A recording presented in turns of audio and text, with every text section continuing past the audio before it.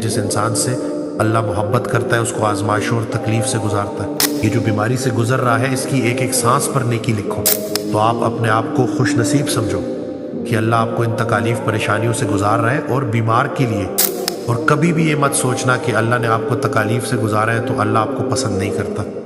رسول اللہ صلی اللہ علیہ وآلہ وسلم کی حدیث ہے کہ جس انسان سے اللہ محبت کرتا ہے اس کو آزمائشوں اور تکلیف سے گزارتا ہے، تو آپ اپنے آپ کو خوش نصیب سمجھو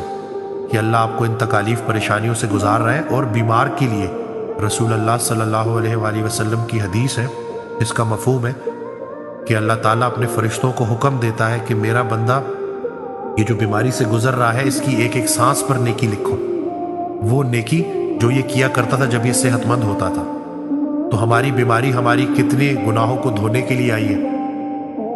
کتنے گناہوں کو نیکیوں میں کنورٹ کرنے کے لیے آئی ہے، ہمیں کیا پتا۔ ہماری تقدیر نہ دعاؤں میں پوشیدہ ہے، دوسروں کی دعاؤں میں، لیکن ایک شرط ہے، کسی کو کہنا نہ پڑے کہ میرے لیے دعا کرو، وہ تمہیں دیکھے اور دعا دے۔ کسی کی زندگی میں ایسا کر جاؤ کہ وہ تمہیں دیکھے اور دعا دے۔ اس دن ایک پیشنٹ آئی، انہوں نے بڑی پیاری بات بتائی۔ ایک خاتون میرے پاس آئی، ان کو آپریشن کے لیے پیسے چاہیے تھے، کہتے میرے پاس پیسے تھے تو میرے پاس کانوں میں نا سونے کی بالیاں، میں نے وہ کانوں کی بالیاں اتاری اور میں نے اس کے ہاتھ میں رکھ دی کہ اس سے کوشش کر لو اگر ہو جائے۔ اور میں نے کہا بہن دعا کرنا، تو کہتی ہیں کہ بہن